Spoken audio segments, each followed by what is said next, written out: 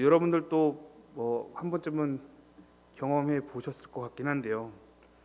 저녁쯤에 어떤 한 사람이 병실에서 뛰쳐나와 큰 소리로 고함치는 것을 목격하게 되었습니다. 물론 다 알 수는 없지만 자초지종을 좀 살펴보니 진통제를 넣어도 효과가 되지 않고 환자가 더 큰 고통 가운데 괴로워함에도 뭔가 아무런 대처를 안 한다라고 생각을 했던 나머지 그 가족들이 조금 흥분했던 모습을 좀 보게 되었습니다.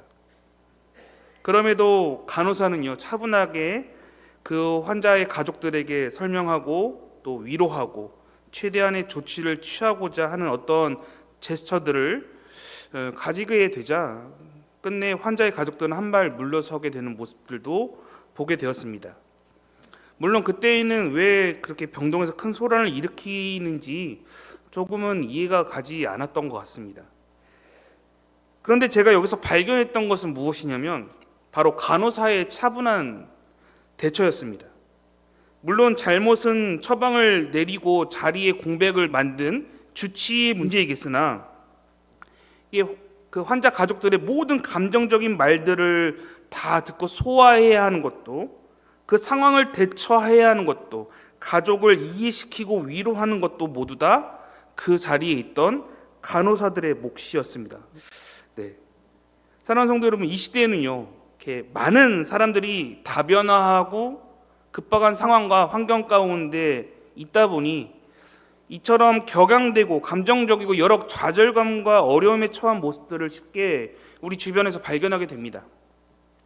그러나 믿음의 사람들은요, 어려운 상황 속에서 이런 간호사처럼 차분하게 대처하는 것은 물론이거니와 위로하고 격려하고 다른 사람의 마음을 헤아림으로 성도를 돌보는 자리에 있어야 하는 것이죠.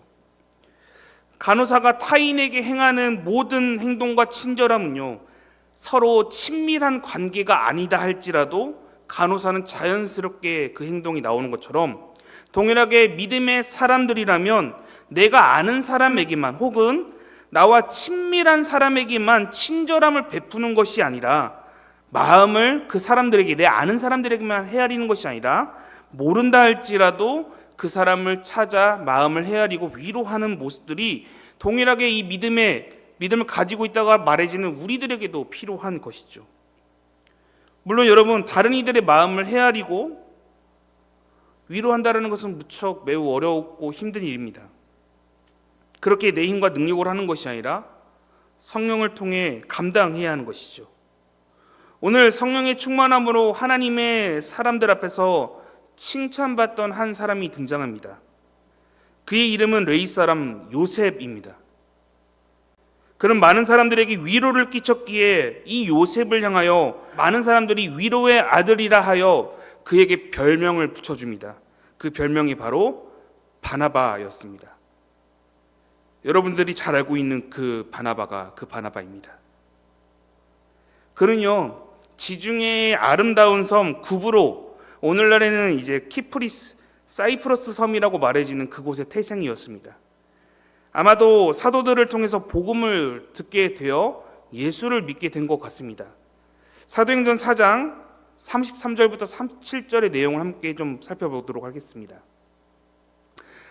이제 예루살렘 안에서 사도들이 큰 일들을 행하는 모습인데요, 사도들이 큰 권능으로 주 예수의 부활을 증언하니 무리가 큰 은혜를 받았다라고 말합니다. 34절, 그 중에 가난한 사람이 없다고 말합니다. 그 이유는 밭과 집 있는 자들이 모두 자신의 것을 팔아 그 판 값을 가져다가 35절, 사도들의 발 앞에 두어 그것을 필요에 따라 나누게 되니 가난한 사람이 그곳에 없었다라고 말합니다.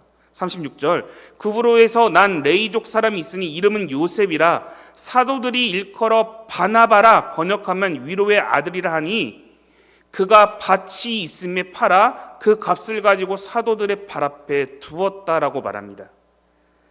그 역시도 예수의 부활을 들었고 큰 은혜를 받았던 사람들 중 한 사람이었습니다. 그리고 예루살렘의 가난한 자들을 위해서 자신의 것을 선뜻 내놓는 모습, 다른 이들과 동일하게 그에게 그러한 모습들도 있음을 발견하게 됩니다.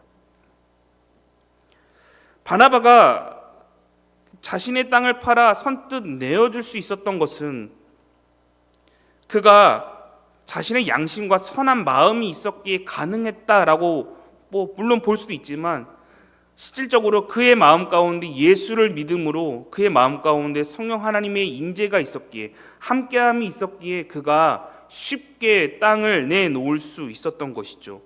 여러분, 상식적으로 여러분들 은혜 받았다고 해서 여러분들 땅을 내놓으실 분 있으십니까? 없으실 겁니다. 서울에서 땅값이 엄청 비싼데 누가 자신의 땅을 내놓겠습니까?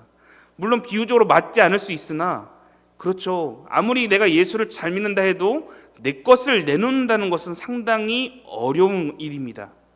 남을 돕는다라는 것은 생각만큼 쉽지 않고 적은 비용으로 남을 돕는 것쯤이야 라고 말할 수 있지만, 나의 것을 무언가를 팔아 나의 재산을 내어놓음으로 선뜻 다른 이들을 돕는다라는 것은 무척 어려운 일인데, 오늘 성경에서는 자신의 것을 쉽게 내놓아 다른 이들을 돕는 모습들이 발견된다는 것이죠. 이것이 바로 예수 그리스도를 닮아내는 것이자 드러내는 모습임을 바나바는 알고 있었고, 그것이 성령의 인도하심 가운데 살아내는 것임을 그는 알고 있었습니다. 그리하여 그 돕는 일에, 섬기는 일에 그는 앞장서 자신의 것을 아낌없이 내놓을 수 있었던 것이죠. 그리하여 위로의 아들 바나바는요, 그저 말로만 상대방을 위로한 것이 아니라 행동하였습니다. 몸소 위로를 실천함으로 영혼이 변화되는 그 자리에, 영혼을 품는 자리에 그는 서 있었던 것이죠. 어떻게요? 자신의 능력과 힘으로? 아니, 바로 성령님의 인도하심 가운데 그가 그렇게 할 수 있었습니다. 그렇기에 오늘 본문 성경 함께 읽었듯이 그는 무엇이라고 말합니까? 바나바는 착한 사람이요 성령과 믿음에 충만한 사람이다라고 성경은 증언하고 있는 것이죠. 사랑하는 성도 여러분, 그렇게 여러분과 첫 번째로 나누고자 하는 것은 바로 이것입니다. 성령에 충만한 사람은요, 위로하는 일에 계산하지 않고 수고로움을 묵묵히 감당하는 자들임을 여러분 기억하셔야 합니다. 현재 진행되고 있는 엔젤트리, 여러분 선물을 받는 사람들이 잘 살고 있는지 잘 사는지에 대한 그 어떤 여부를 여러분 계산하는 것이 아니라 성령의 인도함으로 준비하는 나의 마음이 가장 중요한 것이죠. 뿐만 아니라 여러분들이 하고 계시는 식당 봉사와 여러 섬김의 자리 역시도요, 누군가가 알아주지 않는다 할지라도 내가 성령의 이끌림으로 다른 영혼을 품고 작지만 내가 위로하겠다, 그 위로하는 자리에 서겠다라는 그 마음의 고백으로 선포되는 자리가 바로 여러분들이 섬기고 봉사하는 자리가 되어야 하는 것입니다.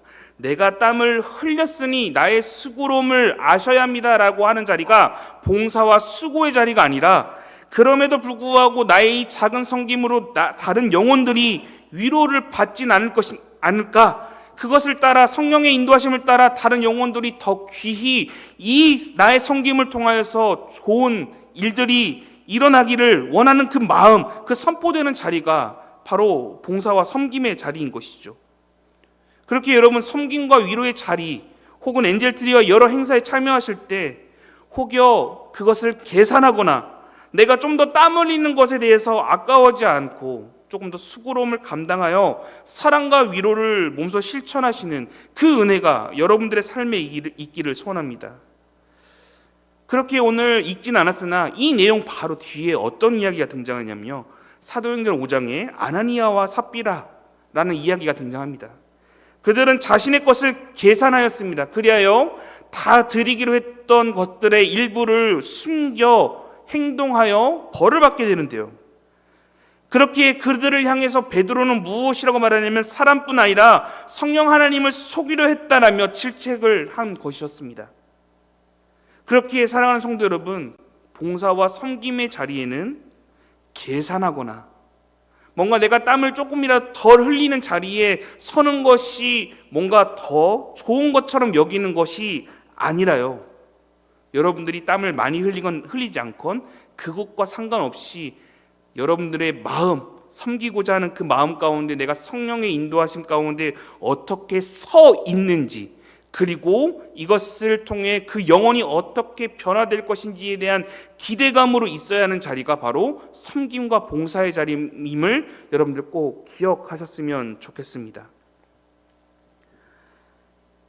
갈라디아서 5장 16절부터 17절에는 이러한 내용이 있습니다.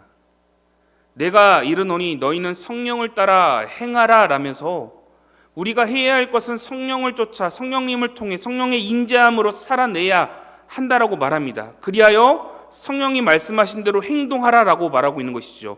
그리하면 육체의 욕심을 이루지 아니할 것이다. 16절 17절 육체의 소욕은 성령을 거스르고 성령은 육체를 거슬러 서로 대적한다라고 말하고 있습니다. 그리하여 성령을 따라 사는 삶이 아니라면 그것은 우리의 육신 곧 나의 뜻대로 살고자 하는 욕심 가운데 살아내는 모습일 수도 있음을 여러분 기억하셔야 하는 것이죠. 오늘 우리는 성령을 따라 살아내야 하는 자들입니다. 성령을 따라 섬기고 봉사하는 것은 물론이거니와 성령을 따라 우리의 삶을 살아내야 하는 것이죠.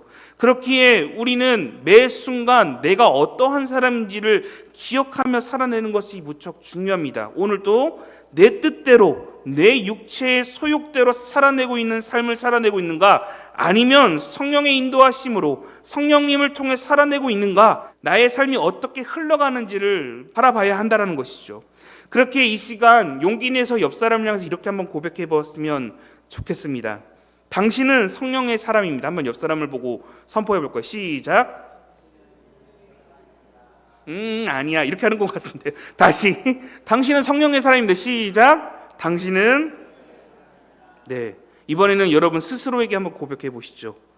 나는 성령의 인도를 따라 살아가는 사람입니다. 시작. 나는 성령의 인도를 따라 살아가는 사람입니다. 믿으십니까? 믿으시죠? 네. 여러분들 성령의 사람들입니다. 성령의 인도함을 쫓아 살아내야 하는 사람들이고 필히 그렇게 살아야 하는 자들인 것이죠. 네, 바나바는 위로의 아들로서요, 공동체뿐만 아니라 사람 간의 오해를 풀고 중재하는 중간다리 역할을 수행하였습니다. 다메섹에서 바울이 예수 그리스도를 만나 변화되는 사건이 있었습니다. 그러나 이러한 사실을 그 어떠한 그리스도인들은 믿지 않았습니다. 오히려 바울이, 당시에는 이제 사울이라고 불렀죠. 바울이 오히려 꾀를 내어 예수 믿는 자들을 잡아내기 위한 어떤 속임수로 받아들이는 모습들도 발견하게 되었습니다. 그때 이 오해를 풀었던 사람이 바로 바나바였습니다. 그 내용 사도행전 9장 26절부터 28절의 말씀입니다.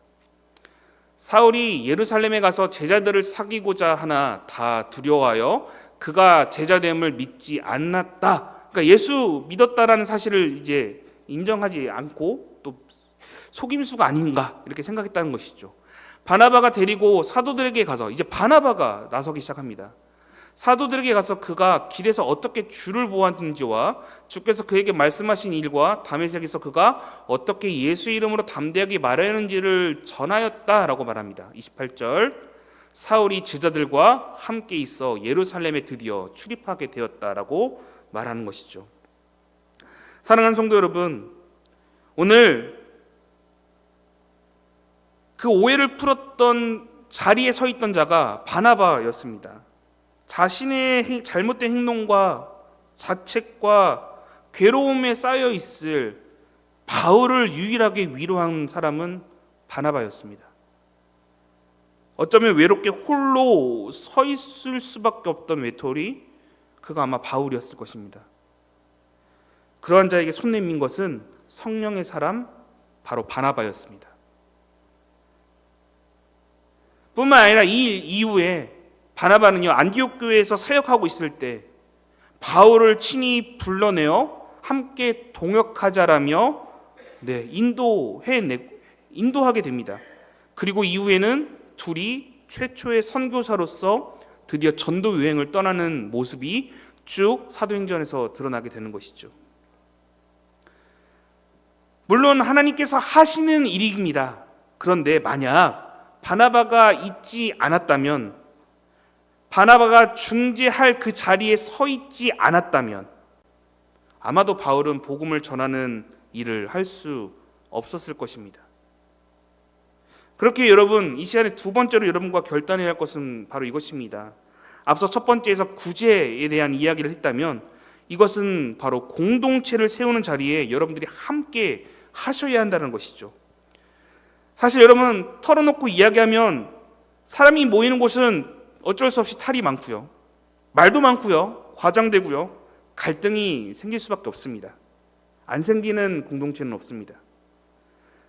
서로 관계가 형성되지 않은 상태에서 모이다 보니 마음이 상할 수밖에 없게 되는 것이죠.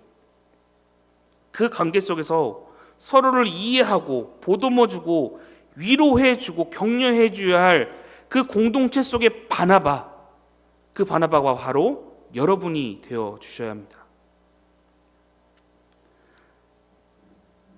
혹여 아무렇지 않게 알아서 정착하겠지, 알아서 세워지겠지, 누군가가 하겠지, 교육자들이 하겠지라며 안일하게 생각하며 이 공동체에 여러분들이 대하고 있으시다면 여러분들이 그 행동을 바꿔야 한다는 것입니다. 여러분들이 이 자리에 오기까지 알 수 없는 누군가의 기도가 있었으며 누군가의 위로와 격려가 있었기에 여러분들이 지금 이 자리 가운데 서 있을 수 있었던 것이죠. 동일하게 여러분들도 지금 기억나지 않지만 여러분들의 첫 신앙을 시작하여 교회에 정착하고 또 직분을 받는 그 과정 가운데 분명 누군가의 도움이 있었고 누군가의 중재가 있었고 누군가의 위로와 격려가 있었기에 지금 이 자리까지 사실 온 것이죠. 물론 그 모든 것들이 하나님의 은혜 가운데 내포되어 있지만 분명 누군가의 위로와 선한 목적과 마음이 있었기에 여러분들이 이 자리 가운데 오게 된 것입니다. 이제 여러분들이 누군가의 위로의 사람, 바나바가 되어 다른 이들이 이 교회에, 주님의 몸된 교회에 정착하고 말씀 가운데 온전히 살아낼 수 있도록 인도해야 할 책임과 의무가 여기 계신 성도님들께 있다는 사실을 기억하셔야 합니다. 목사님 너무 부담스러운데요. 부담스러워도 주님께서 맡기신 사명이기에 감당하셔야 하는 것이죠. 그렇게 여러분 새 가족이 오거나 누가 왔을 때 저는 못합니다. 저는 능력이 없어서 저는 깜이 안 됩니다. 여러분, 누구는 깜이 돼서 이 자리 가운데 설교를 하고 있겠습니까? 여러분들 어떤 깜이 안 됩니다. 어떤 능력이 안 됩니다. 그것은요, 여러분 사람의 생각이지 하나님의 시선은 아닙니다. 하나님께서 하라면 여러분 안 하실 겁니까? 네. 여러분 결단하여 여러분들이 최선을 다하여 바나바와 같이 누군가에게 위로의 자리, 누군가에게 사랑의 자리로 인도하여 영혼들을 살리는 그 믿음의 자리에 여기 계신 여러분들이 있기를 소원합니다. 사도행전 15장 36절부터 40절에는 한 사건이 등장합니다. 며칠 후에 바울이 바나바더러 말하되 우리가 주의 말씀을 전한 각 성으로 다시 가서 형제들이 어떠한가 방문하자 하고 바나바가 마가라 하는 요한도 데리고 가고자 하나 바울은 밤빌리아에서 자기를 떠나 함께 일하러 가지 아니한 자를 데리고 가는 것이 옳지 않다 하여 서로 심히 다투어 피차 갈라서니 바나바는 마가를 데리고 배 타고 구브로로 가고 바울은 실라를 택한 후에 형제들에게 주의 은혜를 부탁함을 받고 떠났다라고 말합니다. 오늘 여러분들과 성령의 사람 바나바와 성령의 사람 바울이 서로 싸웠다, 이 이야기를 하려고 하는 것은 아닙니다. 분명 둘은 싸웠고요. 그 싸운 이유는 바로 마가복음을 저술한 마가 때문에 싸우게 되었습니다. 그 당시에 젊은 마가가 1차 전도 여행 중 중도 포기하는 일이 있었습니다. 그 이유는 성경에 자세히 등장하지 않지만 아마도 그가 젊은 시기에 너무나도 고된 일을 하다 보니 그가 중간에 아마 예루살렘으로 가지 않았을까라는, 집이 있는 예루살렘으로 돌아가지 않았을까라는 학자들의 의견이 있습니다. 그랬던 그의 모습을 보고 바울이 크게 실망하자 이제 제2차 전도여행을 떠날 때 바울은 마가를 데리고 가지 않겠다라고 일이 일어나게 된 것이죠. 마땅하지 않다. 이는 사역하기에 마땅하지 않은 사람이다라며 바울과 바나바가 날선 대립을 하게 되었습니다. 그런데도 불구하고 끊임없이 바나바는 포기하지 않고 이 마가를 데리고 가려고 하였습니다. 그 이유가 무엇이겠습니까? 이성적으로 생각해 보면 바울처럼 마가는 실패를 했기에 이 사역에 적합하지 않는 인물이기에 떼어놓는 것이 마땅할 것입니다. 마땅한 것이죠. 다른 사역을 찾아보는 것이 더 나을 수도 있을 것 같습니다. 그런데 바나바는 포기하지 않았습니다. 왜 그가 포기하지 않았냐? 그가 마가를 보았을 때 얘는 여기에 딱 적성에 맞는 사람인데 왜 바울은 그것을 못 알아보고 얘를 포기한 것인가? 그런 이유 때문에 마가를 선택했겠습니까? 저는 아니라고 봅니다. 바나바의 마음 가운데는 예수님의 마음이 있었습니다. 한 영혼을 향한 마음이 분명히 그에게 있었고 이 한 영혼을 통해 다른 영혼들이 변화될 것임을 그는 확신했기 때문에 마가를 포기하지 않았던 것이죠. 그리하여 마가를 데리고 간 것입니다. 그를 위해서 자신과 함께 평생 사역했던 바울과 날선 대립을 하면서까지 그 한 영혼을 포기하지 않기 위해 그는 최선을 다하여 마가를 품었던 것이죠.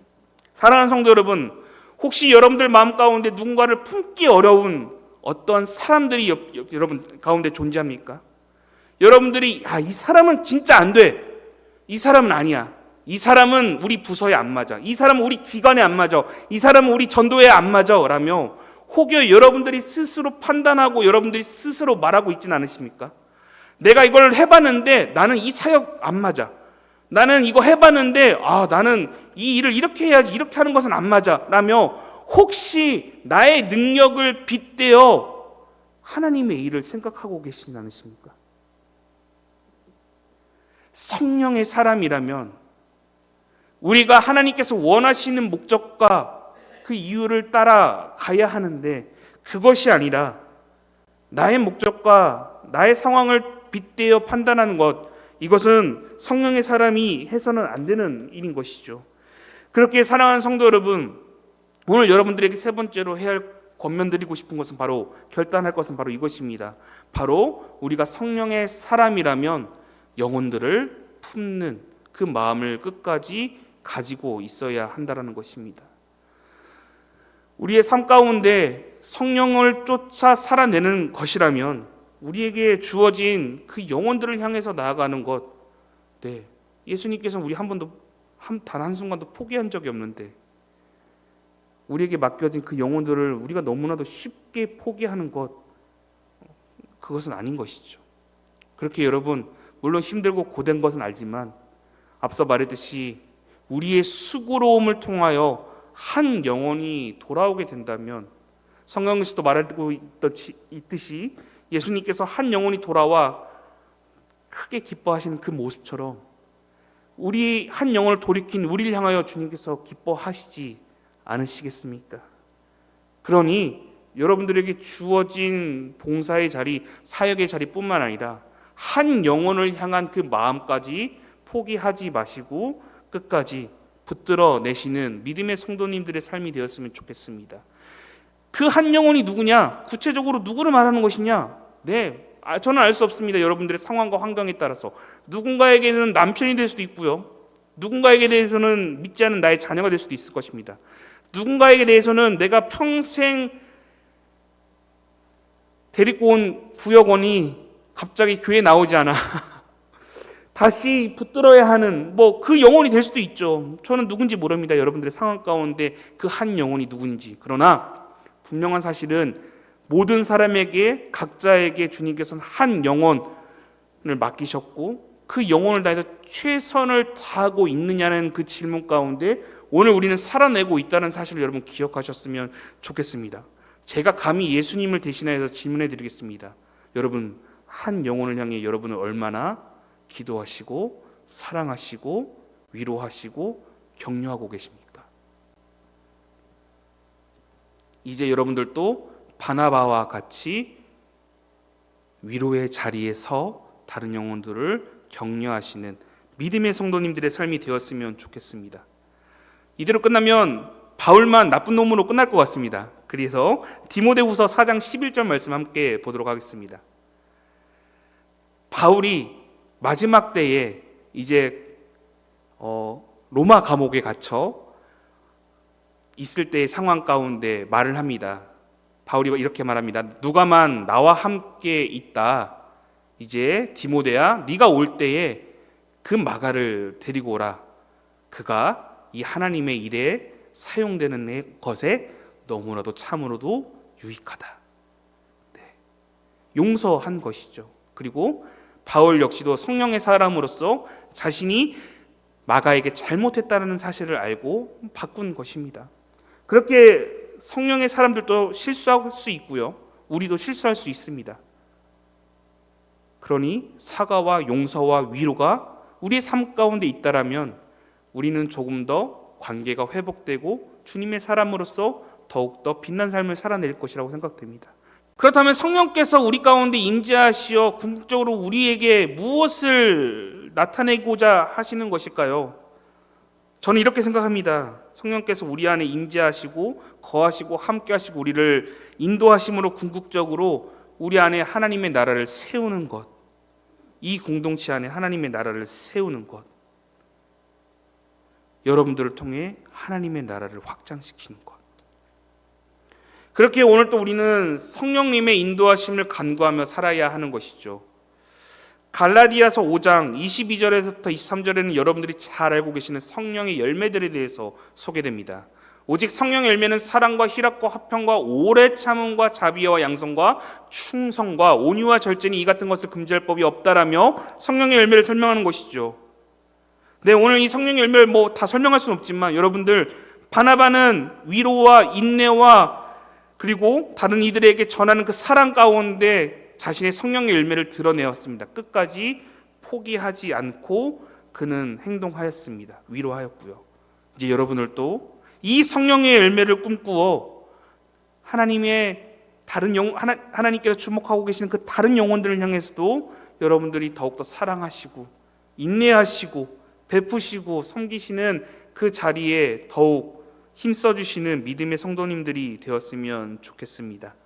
마지막으로 디모데전서 6장 11절부터 12절 말씀입니다.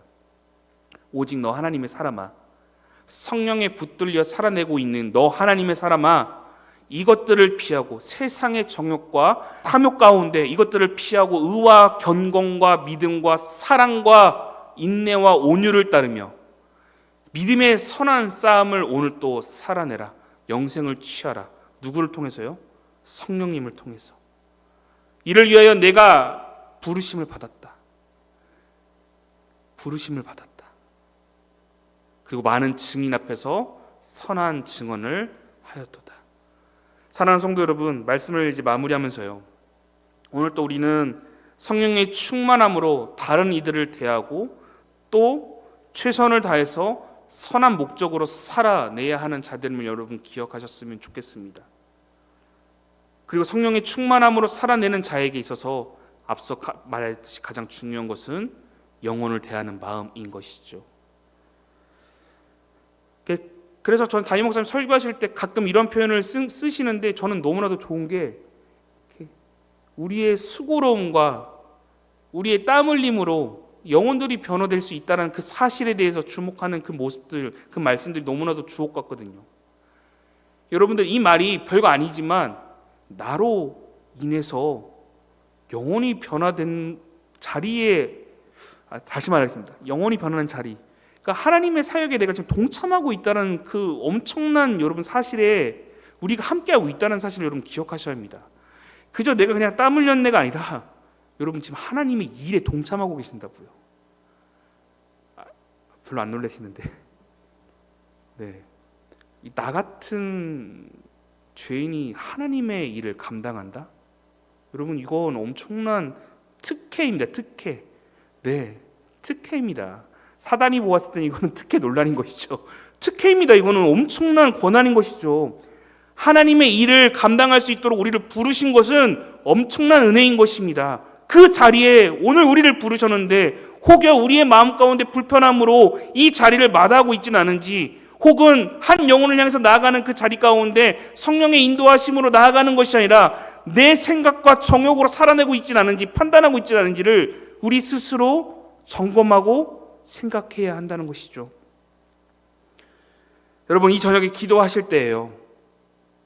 나의 모습은 과연 성령에 충만한 사람의 모습인지, 아니면 오늘 또 사실 정욕에 휩싸여 살아내고 있는 인생인지 점검하시며 오늘 회개하는 그 마음으로 주님께 기도하는 시간들도 있었으면 좋겠습니다. 뿐만 아니라 그 한 영혼을 향해 나아갈 때 여러분 앞서 말했듯이 가족이 될 수도 있고 남편이 될 수도 있는데요. 여러분들의 그 마음 가운데 품고 있는 그 한 영혼을 위해서도 꼭 기도해 주셨으면 좋겠습니다. 네, 분명히 여러분들의 그 기도를 통해 그 영혼은 회복되고 반드시 돌아올 것입니다. 네, 여러분 이걸 믿으셔야 합니다. 성령의 사람은, 성령이 충만한 사람은 이것을 믿으며 살아내는 사람들이기 때문입니다. 이것을 기억하시고 오늘 또 함께 성령의 충만함으로 기도하시는 믿음의 나군교 성도님들 되기를 소원합니다. 기도하겠습니다.